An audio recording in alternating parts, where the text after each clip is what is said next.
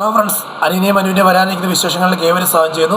ഈ ചാനൽ ആദ്യമായിട്ട് കാണുന്ന ആളുണ്ടെങ്കിൽ ലൈക്ക് ചെയ്ത് സബ്സ്ക്രൈബ് ചെയ്ത് കാണാൻ വേണ്ടി ഒരു കൂടി ഓർമ്മിച്ചുകൊണ്ട് വീഡിയോയിലേക്ക് കിടക്കാം. അങ്ങനെ നമ്മുടെ അലീന രോഹിത്തിനോട് ആശ്വസിപ്പിച്ചൊക്കെ നിർത്തുവാണ്. അതുകൊണ്ട് പിറ്റേ ദിവസം രാവിലെ എഴുന്നേറ്റ് നോക്കുമ്പോഴത്തേക്കും അവൻ ചെടികൾക്കെല്ലാം വെള്ളം ഒഴിച്ച് ഇങ്ങനെ നിൽക്കുകയാണ്. ആ സമയത്ത് ഒരു കോൾ വരുവാണ്. അപ്പം അലീന കൊണ്ട് ഫോൺ ഓടിക്കൊണ്ട് കൊടുത്തിട്ട് പറയാൻ എന്നാൽ അച്ഛനെ വിളിക്കുന്നത് സംസാരിക്കുന്നു പറയാൻ. സംസാരിച്ച് കഴിയുമ്പോഴത്തേക്ക് പറയാണ്, മോനെ നീ എപ്പോഴാണ് വരുന്നത്? നിൻ്റെ അമ്മ ഇപ്പോൾ ഇവിടെ ഭയങ്കര ബഹളം ഉണ്ടായിക്കൊണ്ടിരിക്കുക, നീ പെട്ടെന്ന് വരാൻ നോക്ക് എന്നൊക്കെ പറയണം. ശരി അച്ഛാ വരാമെന്ന് പറഞ്ഞു. അങ്ങനെ വരാനൊരുങ്ങുമ്പോഴത്തേക്ക് പെട്ടെന്ന് അച്ഛനോട് പറയുന്നുണ്ട്, ഞാനൊക്കെ വൈകിട്ടത്തേക്ക് എത്താം എന്നുള്ള രീതിയിലാണ് പറയുന്നത്. അപ്പം വൈകിട്ട് യാത്രയെല്ലാം പറഞ്ഞ് രണ്ടുപേരും പിരിയാൻ പറ്റാത്തൊരു രീതിയിലുള്ള സങ്കടങ്ങളൊക്കെ അങ്ങോട്ടും ഇങ്ങോട്ടും പങ്കുവെച്ചുകൊണ്ടാണ് നമ്മുടെ രോഹിത്തും അലീന എല്ലാം കടന്നു പോകുന്നത്. അപ്പം അങ്ങനെ യാത്ര അയച്ച് അലീന രോഹിത്തിന് വിടുവാണ്. അപ്പോൾ പിന്നെ കാണിക്കുന്ന സീൻ എന്ന് പറയുമ്പോഴത്തേക്ക് നമ്മുടെ കടപ്പാട്ടിൽ വന്നു കഴിയുമ്പോഴത്തേക്ക് രോഹിത്ത് കയറി വന്നോന്ന് ചോദിക്കും, നീ എവിടെയായിരുന്നാ, നീ എവിടെ പോയേക്കായിരുന്നു, നിനക്ക് എന്നെ ഒന്ന് പറഞ്ഞിട്ട് പോകത്തില്ലായിരുന്നോ, നിനക്ക് വീട്ടിലിരിക്കത്തില്ലായിരുന്നോ എന്നുള്ള രീതി ചോദിക്കുന്നു. എന്നാൽ അമ്മ എന്നെ ചോദ്യം ചെയ്യുന്നു, ഞാനൊരു ദിവസത്തേക്കല്ലേ പോയത്, ഒത്തിരി ദിവസത്തേക്കൊന്നുമല്ല, ആവശ്യമില്ലാത്ത കൂട്ടുകൂട്ടും ഒന്നും അല്ലല്ലോ പോയത്, എനിക്ക് എൻ്റെതായിട്ടുള്ള പേഴ്സണൽ കാര്യങ്ങൾക്ക് വേണ്ടി പോയതാ എന്ന് പറയണം. അങ്ങനെ അപ്പം വൈജയന്തിക്ക് മനസ്സിലായിട്ടുണ്ട് ഇത് ഇന്ന പോലെ നമ്മുടെ ഇവിടുത്തെ പോയതെന്ന്, അതായത് അലീൻ്റെ അടുത്ത് പോയതെന്ന് അറിയാം. അപ്പോൾ അത് സഹിക്കാൻ പറ്റാതെയാണ് ചോദിക്കുന്നത്, എന്താ നീ എന്തിനാ എവിടെ പോയത്, എങ്ങനെ പോയത് എന്നുള്ള രീതിയിൽ ചോദിച്ച് കുറ്റപ്പെടുത്തിക്കൊണ്ടിരിക്കുന്നത്. ഉടനെ നീയൊക്കെ ഇങ്ങനെ അവിടെ ഇവിടെ എല്ലാം തിരിഞ്ഞ് നടന്നു, കാരണം ആരൊക്കെ എന്തൊക്കെ ചെയ്തു പറഞ്ഞാലും ഒന്നും അറിയത്തില്ല. മാത്രമല്ല നിനക്കിപ്പോൾ ആരും ചോദിക്കാനുമില്ല, പറയാനുമില്ല, എന്തും നിൻ്റെയൊക്കെ തോന്നിവാസമല്ലേ എന്നുള്ള രീതിയൊക്കെ ചോദിച്ചു കുറേ ശകാരിക്കുന്നുണ്ട്. അങ്ങനെ വഴക്ക് പറയുമ്പോഴത്തേക്കും രോഹിത്ത് ചോദിക്കുന്നുണ്ട്, അമ്മ തെറ്റ് ചെയ്തിട്ടില്ലേ, അമ്മ എന്നെ ഇങ്ങനെ പറയാൻ കാര്യം എന്നാ, അമ്മയ്ക്ക് നെഞ്ച് തൊട്ട് പറയാൻ പറ്റുമോ, അമ്മ കളങ്കമില്ലാത്തൊരു സ്ത്രീയാണ് എന്ന് പറയാൻ പറ്റുമോ, അമ്മയുടെ ജീവിതത്തിലും ഒരുപാട് പ്രശ്നങ്ങളും പ്രതികൂലങ്ങളും അതുപോലെ പാവങ്ങളും കറകളും ഉള്ള ജീവിതം അമ്മയെ നയിച്ചിട്ടില്ലെന്ന് പറയാൻ പറ്റുമോ എന്നുള്ള ഇതൊക്കെ ചോദിക്കുന്നുണ്ട്. നീ എന്താണ് ആവശ്യമില്ലാത്ത രീതിയിലൊക്കെ എന്നോട് ചോദ്യം ചെയ്യുന്നവരെ, എനിക്കിങ്ങനെയൊക്കെ ചോദ്യം തോന്നി, അതുകൊണ്ടാണ് ചെയ്യുന്നത് എന്നുള്ള രീതിയിൽ പറയുന്നുണ്ട്. എന്നിട്ട് നേരെ കയറി പോവുകയാണ്. അത് നമ്മുടെ റൂമിൽ കയറി പോവാണ് രോഹിത്. റൂമിൽ കയറി പോയപ്പോഴത്തേക്ക് നേരെ ബബിത കാണുന്നുണ്ട്. ബബിത ഒന്നും ചോദിക്കുന്നുണ്ട്, ഇപ്പം ചേട്ടൻ്റെ വായിൽ നിന്ന് കിട്ടിയപ്പോഴത്തേക്ക് മതിയായല്ലോ എന്നുള്ള രീതി ചോദിക്കുന്നുണ്ട്. അതുകൊണ്ട് നീ നിൻ്റെ പണി നോക്കിപ്പൊടി എന്ന് പറഞ്ഞുകൊണ്ട് നേരെ റൂം എടുത്ത് നേരെ നടന്നു വന്ന റൂം അടച്ച് കുറ്റിയിട്ടിട്ട് നേരെ കട്ടിലിൽ പോയി കിടക്കുവാണ് വൈജയന്തി. അപ്പം തൻ്റെ മകൻ ചോദിച്ചതായിട്ടുള്ള കുറേ കാര്യങ്ങൾ, അമ്മ തെറ്റ് ചെയ്തിട്ടുണ്ടോ, അമ്മ കളങ്കമില്ലാത്തൊരു സ്ത്രീയാണോ എന്നുള്ള രീതിയിലൊക്കെ ചോദിക്കുമ്പോഴത്തേക്ക് അമ്മ പുണ്യവതിയാണോ എന്നുള്ള രീതിയിലുള്ള ചോദ്യങ്ങളൊക്കെ ഇങ്ങനെ എന്തുകൊണ്ട് എൻ്റെ മകൻ എന്നെ ചോദിക്കുന്നു, ഞാനും വൈജയന്തിയും ഞാനും സ്റ്റാൻലിയും തമ്മിലുള്ള പഴയ കാലങ്ങളുടെ ജീവിതം ഇവരൊക്കെ അറിഞ്ഞിട്ടുണ്ടോ എന്നുള്ള കാര്യങ്ങളെല്ലാം ഇങ്ങനെ അങ്ങോട്ടും എല്ലാം ചോദിച്ചിങ്ങനെ പോവാണ്. മനസ്സിൽ അങ്ങനെ ചിന്തിച്ചുകൊണ്ടിരിക്കണം. ആ സമയത്താണ് പഴയകാല ചിന്ത. താൻ ആഗ്ര കണ്ടോൺമെൻറ്റിൽ ഗംഗേട്ടൻ്റെ ക്വാർട്ടേഴ്സിൽ ആയിരുന്നപ്പോഴത്തേക്ക് തന്നെ കാണാൻ ഒരു സ്ഥിരമായിട്ടൊരു ചെറുപ്പക്കാരൻ വരുന്നു. ആ ചെറുപ്പക്കാരൻ സ്ഥിരമായിട്ട് ഡ്യൂട്ടിയുടെ ഭാഗമായിട്ട് വീട്ടിൽ വരുന്നതെന്ന് പറയുകയും പക്ഷേ തന്നോട് ഇഷ്ടം പ്രകടിപ്പിക്കുകയും ചെയ്തുകൊണ്ടിരുന്ന ഒരു ചെറുപ്പക്കാരൻ ഓർമ്മയുണ്ട്. കർക്കശക്കാരനായിട്ടുള്ള, ആരോടും എന്തും ചെയ്യാനും ആർക്കെതിരെ എന്ത് ചെയ്യാനും പ്രവർത്തിക്കാനും ധൈര്യമുള്ളതും എന്ത് തീരുമാനങ്ങളെടുത്താൽ അതുപോലെ നടപ്പിലാക്കാനുള്ള കഴിവുള്ളൊരു ചെറുപ്പക്കാരൻ ഓർമ്മയുണ്ട്, സ്റ്റാൻലി ജോസഫ്. ആ വ്യക്തി ഓരോ ദിവസം വരുമ്പോഴത്തേക്ക് തന്നോട് ഇഷ്ടം പ്രകടിപ്പിക്കുന്നതും പിന്നെ നാട്ടിൽ പോയിട്ട് തിരിച്ചു വരുമ്പോഴത്തേക്കും അച്ചാറുകൾ കൊണ്ടുവന്നിട്ട് മാലതീരത്തോട് ചോദിക്കുന്നുണ്ട്, ചേച്ചി എങ്ങനെയുണ്ട് അച്ചാർ എന്ന് ആണെങ്കിൽ പോലും പക്ഷെ അതിനുള്ള ഉത്തരം പ്രതീക്ഷിക്കുന്നത് തൻ്റെ കണ്ണിലൂടെയാണ് എന്ന് അങ്ങനെ വെളിപ്പെടുത്തിക്കൊണ്ടിരിക്കുന്ന ഒരു ചെറുപ്പക്കാരൻ ഓർമ്മയുണ്ട്. ആ ചെറുപ്പക്കാരനായിട്ട് പിന്നീട് പ്രണയത്തിലാകുകയും ആ പ്രണയം പൂത്ത് പന്തലിച്ച് വളരെ വല്ലാത്ത രീതിയിൽ പൊയ്ക്കൊണ്ടിരിക്കുന്ന അവസ്ഥയിൽ പിന്നീട് താൻ അവിടെ സ്കൂളിൽ പഠിപ്പിച്ചുകൊണ്ടിരിക്കുന്ന സമയത്തായിരുന്നു ഈ കാര്യങ്ങളെല്ലാം നടക്കുന്നത്. താൻ അങ്ങനെ ചിന്തിക്കുന്ന ഓരോ കാലഘട്ടത്തിലും തൻ്റെ ചേട്ടൻ്റെ ഭാര്യയും മക്കളെല്ലാം ചെന്ന് ഡൽഹിയിലേക്ക് താമസം മാറുകയും അവിടുത്തെ ഇതിലൊക്കെ പോകുമ്പോഴത്തേക്ക് താൻ ഇവിടെ ഒറ്റയ്ക്ക് താമസിക്കുക. അതേ സമയത്ത് തന്നെ സ്നേഹിച്ചുകൊണ്ടിരിക്കുന്നതായിട്ടുള്ള സ്റ്റാൻലി ജോസഫ് സ്ഥിരമായിട്ട് കാണാൻ വരികയും പല രീതിയിലും പല അടുത്ത് കറങ്ങാൻ പോവുകയും അപ്പം തങ്ങളുടെ സ്നേഹം പങ്കുവെക്കുകയൊക്കെ ചെയ്തുകൊണ്ടിരിക്കും. ഉടനെ ഒരിക്കൽ ചോദിക്കുന്നുണ്ട്, നമ്മുടെ സ്റ്റാൻലി ജോസഫിനോട് ചോദിക്കുന്നുണ്ട്, നമ്മുടെ ഈ പ്രണയം എവിടെയാവും, എന്താകും, എങ്ങനെയാകും എന്നല്ലോ പിടുത്തോണ്ട് ചോദിച്ചു. എവിടെയാകാൻ എല്ലായിടത്തും ആകും, എല്ലായിടത്തും ഒന്നും എനിക്ക് മനസ്സിലായില്ല. ഇവിടെ ആകും, ഡൽഹിയിലാകും, കേരളത്തിലാകും, ഈ പറഞ്ഞ വത്തിക്കാനിലാകും വരെ എനിക്ക് നല്ല ഉറപ്പുണ്ട് എന്നുള്ള എന്താ ഉദ്ദേശിക്കുന്ന പറഞ്ഞാൽ അല്ല, ആരൊക്കെ ഈ ബന്ധം ആരൊക്കെ സംഭവിച്ചാലും ഇല്ലെങ്കിലും ഇപ്പം നിൻ്റെ വീട്ടുകാർ നിന്നെ പടിയടിച്ച് ബന്ധം വെക്കും, എൻ്റെ വീട്ടുകാർ എന്നെ പറഞ്ഞു വിടും. പക്ഷേ എന്നിരുന്നാൽ പോലും എനിക്ക് നിന്നെ സംരക്ഷിക്കാനുള്ളൊരു കരുത്തുണ്ട്, മനസ്സുണ്ട്, എല്ലാം ഉണ്ട്. അതുകൊണ്ട് നിന്നെ ആരും ഉപേക്ഷിക്കത്തില്ല. മാത്രമല്ല ഇതിപ്പം ഇവരുടെ എല്ലാം ഏറ്റവും ടോപ്പ് എന്ന് പറയുമ്പോഴത്തേക്ക് നിങ്ങളുടെ കുടുംബത്തിലെ ഞങ്ങളുടെ കുടുംബത്തിലെ ഏറ്റവും ടോപ്പ് എന്ന് പറയുമ്പോഴത്തേക്ക് വത്തിക്കാനിലെ മാർപ്പാപ്പയാണ്. മാർപ്പാപ്പയോട് വരെ ഞാൻ പോയി സംസാരിച്ചിട്ടുണ്ട്. മാർപ്പാപ്പയോട് സംസാരിച്ചത് എന്താ പറയുന്നത്? അല്ല, എൻ്റെ സങ്കല്പത്തിന് പല പ്രാവശ്യം ഞാൻ മാർപ്പാപ്പയോട് സംസാരിച്ചു, ഞങ്ങളുടെ കല്യാണം നടത്തി തരണം. ഇനി അതിലും വലുതായിട്ടുള്ളൊരു അംഗീകാരം, അതിലും വലുതായിട്ടുള്ളൊരു അനുവാദം ഒരിടത്തും വേണ്ട. അതുകൊണ്ട് നീ ആ കാര്യത്തിലൊന്നും പേടിക്കണ്ട. ഇതൊക്കെ ഉള്ളത് കാര്യമാണോ ചോദിക്കുക. മോളെ, ഞാനിതൊക്കെ പല പ്രാവശ്യം ആവർത്തിച്ചാണ്. അപ്പോൾ ഉള്ള കാര്യമാണ് ചോദിച്ചെന്ന് പറഞ്ഞു കഴിഞ്ഞാൽ എനിക്ക് സ്റ്റാൻലി ജോസഫിന് എന്നെ കെട്ടാൻ താല്പര്യമാണോ, അല്ലെങ്കിൽ ഇത് വെറുതെ കൊണ്ട് നടക്കുന്നതാണോ എന്നുള്ള ഇതിലൊക്കെ ചോദിക്കുന്നുണ്ട്. അപ്പോൾ പറയും ഇതൊക്കെ വെറുതെ ഒന്നല്ല, അത് ഞാൻ നിന്നെ സ്നേഹിച്ചിട്ടുണ്ടെങ്കിൽ, അത് സ്റ്റാൻലി ജോസഫ് വൈജയന്തി എന്ന് പറഞ്ഞ സ്ത്രീയെ സ്നേഹിച്ചിട്ടുണ്ട്, അല്ല പെണ്ണിനെ സ്നേഹിച്ചിട്ടുണ്ടെങ്കിൽ കെട്ടുവാനും ഒരുമിച്ച് ജീവിക്കാൻ തന്നെ ആഗ്രഹം. ഇനിയിപ്പം പല പ്രാവശ്യം ഞാൻ നമ്മുടെ തമ്മിലുള്ള കല്യാണം നടന്നിട്ടുണ്ട്. അല്ലെ, നിൻ്റെ കഴുത്തിലൊരു താലിക്കയർ മാത്രം കയറിയാൽ മതി, പല പ്രാവശ്യം കല്യാണം നടന്നിട്ടുള്ളത് ഒരു സങ്കല്പം എൻ്റെ മനസ്സിലുണ്ട്. ഞാനത് ഡെയിലി കാണുന്നുണ്ട്, ഞാൻ ഡെയിലി ചിന്തിക്കുന്നുണ്ട്. അത് മാത്രം ചിന്തയും കാര്യങ്ങളൊക്കെ ഉള്ളൂ. ഉടനെ വൈജയന്തി പറയുക, എനിക്ക് ചേട്ടനില്ലാതെ പറ്റത്തില്ല, അല്ല സ്റ്റാൻലി ജോസഫ് ഇല്ലാതെ പറ്റത്തില്ല. എനിക്ക് നിൽക്കുമ്പോഴും ഇരിക്കുമ്പോഴും നടക്കുമ്പോഴും കിടക്കുമ്പോഴും അടുത്തിരിക്കുമ്പോഴത്തേക്ക് കൂടുതൽ അടുത്തിരിക്കാനും, അകന്നിരിക്കുമ്പോഴും കൂടുതൽ പെട്ടെന്ന് വരാനും, വിളിക്കുമ്പോഴത്തേക്ക് ഫോൺ വിളി നിർത്താതെ സംസാരിച്ചുകൊണ്ടിരിക്കാൻ എല്ലാം ഞാൻ കൊതിക്കുന്നുണ്ട്. ഈ ജീവിതം എനിക്ക് എപ്പോഴും കിട്ടണമെന്ന് ആഗ്രഹമുണ്ട്. ഈ ജീവിതം തന്നെ കണ്ടിന്യൂസ് ആയിട്ട് കിട്ടിയാൽ മതി എന്ന് ആഗ്രഹമുള്ളൂ. ഈ ഒരു എൻ്റെ പ്രതീക്ഷ, എൻ്റെ സങ്കല്പം, അതിനൊരു ഭംഗം വരുത്തരുത് സ്റ്റാൻലി ജോസഫ്.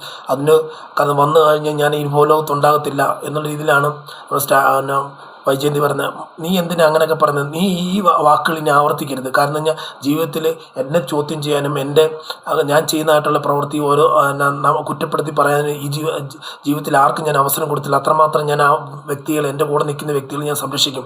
ഞാനൊരു കർക്കശക്കാരനാണ്, ഞാനൊരു പിടിവാശിക്കാരനാണ്. ഞാൻ ചെയ്യുന്ന കാര്യങ്ങൾക്ക് എടുക്കുന്ന തീരുമാനങ്ങൾക്കെല്ലാം ഉറച്ചുള്ളൊരു തീരുമാനങ്ങളും കാര്യങ്ങളൊക്കെ കൊണ്ടു നടക്കുന്നൊരു വ്യക്തിയാണ്. പക്ഷേ ഏറ്റവും കൂടുതൽ സ്നേഹിക്കുകയും ആരാധിക്കുകയും കൊണ്ടു നടക്കുകയും ചെയ്യുന്നൊരു വ്യക്തി നീയാണ്. നിന്നിൽ ഞാൻ എൻ്റെ സ്നേഹം അർപ്പിക്കുന്നുണ്ട്.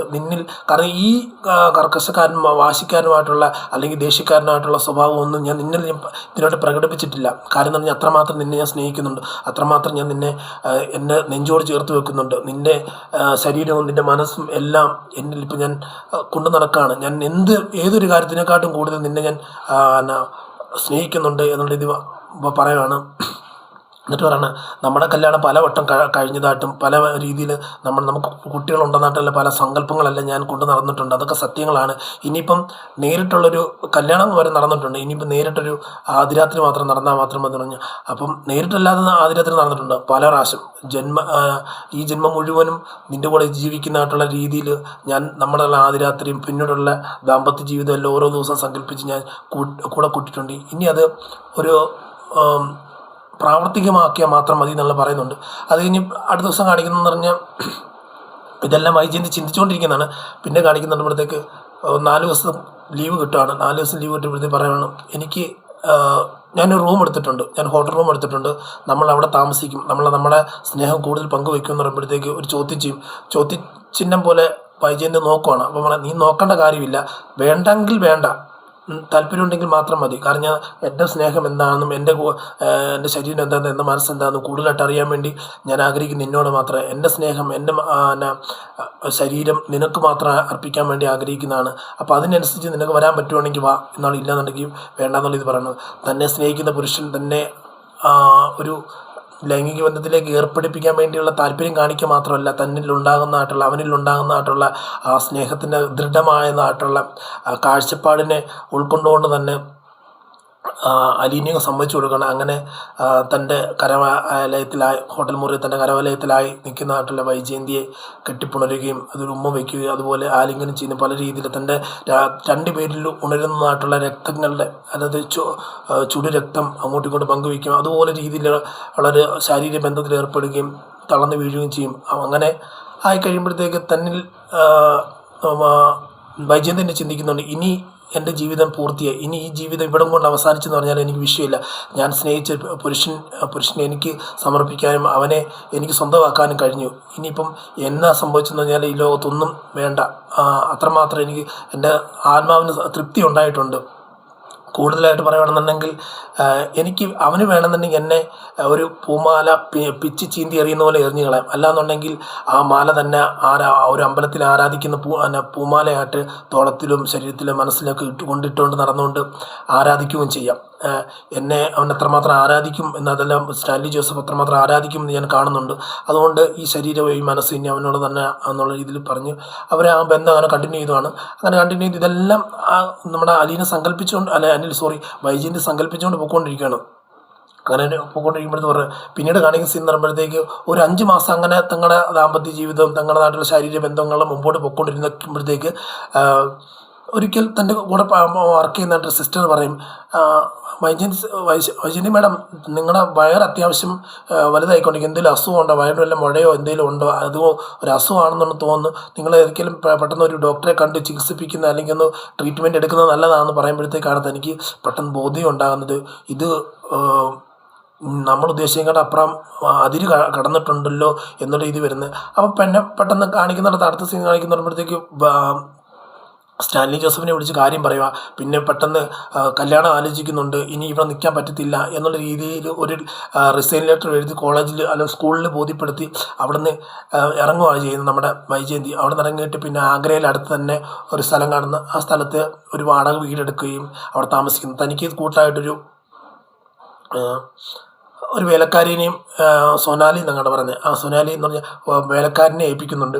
അയാൾ വേലക്കാരി ഏൽപ്പിച്ച് സ്റ്റാൻലി ജോസഫ് കടന്നു പോകുന്നു. സ്റ്റാൻലി ജോസഫിന് അങ്ങനെ ക്വാർട്ടേഴ്സിൽ കല്യാണം കഴിയാത്തതുകൊണ്ട് ക്വാർട്ടേഴ്സിൽ താമസിപ്പിക്കാൻ പറ്റത്തില്ല. അതുകൊണ്ട് കല്യാണം കഴിയാൻ വേണ്ടി കാത്തു നിൽക്കുകയാണ്. അപ്പം ഇടയ്ക്കിടയ്ക്ക് വന്ന് പോവുകയും കാര്യങ്ങളൊക്കെ ചെയ്യുന്നുണ്ട്. തൻ്റെ സ്നേഹമെല്ലാം പങ്കുവയ്ക്കുകയും കാര്യങ്ങളെല്ലാം ചെയ്യുന്നുണ്ടെങ്കിൽ പോലും തനിക്ക് സ്വന്തമാകാൻ പറ്റാത്തതിൻ്റെ കുറേ കാര്യങ്ങളെല്ലാം വിഷമങ്ങളും പ്രശ്നങ്ങളുണ്ട്. അപ്പോൾ ഇടയ്ക്ക് വരുമ്പോഴത്തേക്ക് സൊനാലി എന്ന് പറഞ്ഞ ചെറുപ്പക്കാരി വേലക്കാരി പറയുന്നുണ്ട്, നിങ്ങൾക്ക് ജനിക്കാൻ പോകുന്നത് ഒരു മകളായിരിക്കും, കാരണം ഞാൻ വയറ് വീർത്തിരിക്കുന്ന കണ്ടില്ലേ എന്നുള്ള ഇത് പറയുന്നുമ്പോഴത്തേക്ക് വൈജയന്തി സ്റ്റാൻലിയോട് പറയുന്നുണ്ട്, എനിക്ക് ഒരു മകനെ കിട്ടണമെന്ന് ആഗ്രഹം എന്ന് പറയുമ്പോഴത്തേക്ക് സ്റ്റാൻലി പറയും, എനിക്ക് മകളെ കിട്ടണമെന്ന് ആഗ്രഹം വേറൊന്നുമല്ല, നിന്നെപ്പോലെ സ്നേഹവതിയും അവൾ വളർന്നു വരുന്ന സ്നേഹവതിയും കരുണയുള്ളവളും എല്ലാവരെയും സഹായിക്കുന്നവളും എല്ലാ രീതിയിലും ഉള്ളവളായിരിക്കണം എന്ന് പറയുമ്പോഴത്തേക്ക് വൈജയന്തി പറയും, ശരിയാ, എനിക്ക് ഉണ്ടാകുന്ന അല്ല നമുക്കുണ്ടാകുന്ന ആ കൊച്ച് അപ്പനൊരു അഭിമാനമായി തീരണം. അത്രമാത്രം ഒരു പെർഫെക്റ്റായിട്ടൊരു പെൺകൊച്ചിനെ തരാൻ ഞാനും ആഗ്രഹിക്കുന്നുണ്ട്. കാരണം അതുകൊണ്ട് ഇനിയുള്ള ദിവസങ്ങളിൽ നമുക്ക് എന്തൊക്കെ വിഷയമുണ്ടെന്ന് പറഞ്ഞാലും അത് തരണം ചെയ്തു പോകാൻ വേണ്ടി ഉള്ളൊരു പ്രിപ്പറേഷനിലായിരിക്കണം.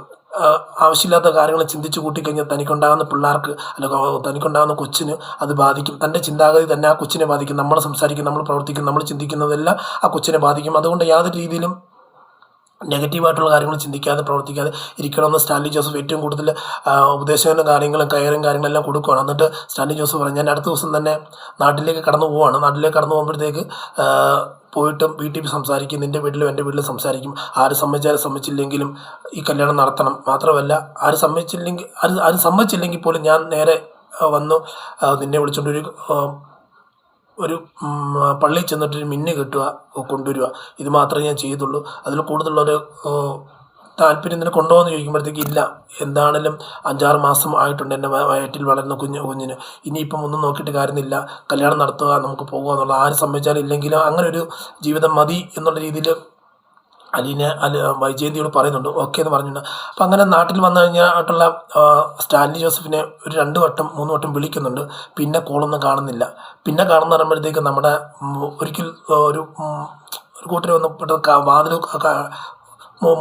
മുട്ടുമ്പോഴത്തേക്ക് ജനലിൻ്റെ സൈഡിൽ കൂടെ നോക്കുമ്പോഴത്തേക്ക് ഞെട്ടിപ്പോകുന്ന സംഭവം. അതായത് ശിവശങ്കരനും ഗംഗാധരനും എല്ലാം വന്ന് നിൽക്കുകയാണ്. ശിവേട്ടനൊക്കെ എന്തിനു വന്നു എന്നുള്ള രീതി അങ്ങനെ നോക്കുന്നുണ്ട്. അത് കഴിഞ്ഞ് പിന്നെ കാണിക്കുന്ന പെട്ടെന്ന് തന്നെ ഓർമ്മയിൽ നിന്ന് ഞെട്ടി ഉണരുന്നു. അപ്പോൾ ആ സമയത്ത് നമ്മുടെ ബബിത വന്നിട്ട് കഥ തുറന്ന് വന്നിട്ട് ചോദിക്കും, അമ്മ എന്താ ഈ സമയത്ത് കിടന്ന് സന്ധ്യ സമയത്ത് പെട്ടെന്ന് പോലും ഇല്ലാതെ കിടന്ന് ഉറങ്ങുന്നേ, എന്താ നീ എന്താ ഈ കാണിക്കുന്നത് എന്ന് ചോദിക്കുമ്പോഴത്തേക്ക് അമ്മ എന്താണ് ഇവിടെ ഞങ്ങൾക്ക് ചായ എത്തിയില്ല, ഒന്നും എത്തിയില്ല, അമ്മ എന്ത് കാണിച്ചുകൊണ്ടിരിക്കുന്നത്, അമ്മ ഏത് ലോകത്തിലാണ് എന്നൊക്കെ പറയുമ്പോൾ നീ നിൻ്റെ പണി നോക്ക്, ഞാൻ വന്നേക്കാം എന്നുള്ള ഇത് പറഞ്ഞിട്ടുണ്ട്. ദേഷ്യവും പഴയ ഓർമ്മകളും എല്ലാം കൂടെ തന്നെ തനിക്ക് ആഗ്രഹിച്ചൊരു ലൈഫ് കിട്ടിയില്ലല്ലോ, അല്ലെ താൻ ജനിപ്പിച്ചതായിട്ടൊരു കൊച്ചിനെ കാണാൻ പറ്റിയില്ലല്ലോ, തൻ്റെ കൂടെ ഇല്ലല്ലോ എന്നുള്ള ചിന്തയിലും ആ ഓർമ്മയിലെല്ലാം നിൽക്കുന്നപ്പോഴാണ് നമ്മുടെ ഭവിത എന്ന് വിളിക്കുന്നത്. അപ്പം ഇതെല്ലാം കോർത്തിണക്കിയ ഒരു അടിപൊളി വിശേഷമാണ് കടന്നു വരാൻ പോകുന്നത്. കാത്തിരുന്ന് തന്നെ കാണാം. നിങ്ങളുടെ ഓരോരുത്തരെ സപ്പോർട്ട് ചോദിച്ചുകൊണ്ട് ഇന്നത്തെ വീഡിയോയിൽ നിന്ന് വിട പറയുന്നു. Signing off. Thank you.